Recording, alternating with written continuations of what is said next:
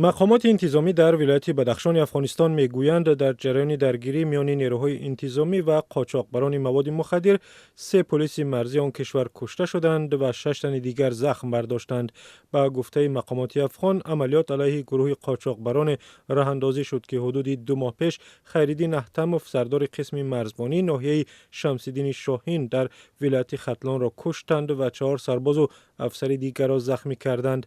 سید جهانگیر کرامت، فرمانده پلیس ولایت بدخشان افغانستان، روز 4 فوریه به رادیو آزادی گفت درگیری میان پلیس مرزی و قاچاقبران شب شنبه به یک شنبه در ناحیه شهر بزرگ ولایت بدخشان رخ داد و افزود در نتیجه درگیری 3 پلیس کشته شدند، 6 تن دیگر زخم برداشتند و 1 تن از قاچاقبران مواد مخدر نیز زخمی شد. با گفته وی این افراد پس از آنکه افسر نیروهای مرزبانی تاجیکستان را کشتند در منطقه مندی ناحیه شهر بزرگ پناه بردند.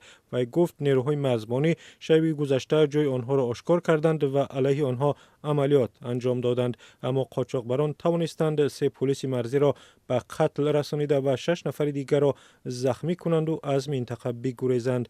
در همین حال شراف‌الدین اماموف، سفیر تاجیکستان در افغانستان، روز 5 فوریه در صحبت با رادیو آزادی گفت تا حال مقامات افغان در رابطه با عملیات‌های اخیر به آنها معلومات ندادند، اما وی افزود که آنها عملیات را با احتمال زیاد با مقامات ذی دخل تاجیکستان موافقه کردند. سفیر افزود در پی این حادثه تقاضا کردیم چنین عملیات صورت بگیرد، اما در مورد نتیجه های آن برای ما تا هنوز معلومات پیشنهاد نکردند.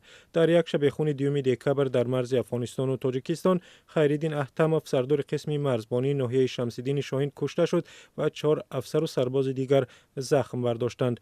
زد و خورد شب 2 دکبر تقریبا در 16 کیلومتری دور از مرز افغانستان در موضع نوآباد ناحیه شمس‌الدین شاهین رخ داد. در پی حادثه وزارت امور خارجه تاجیکستان با ارسال یک یادداشت رسمی از مقامات افغانستان خواست حادثه را جداً تحقیق کنند.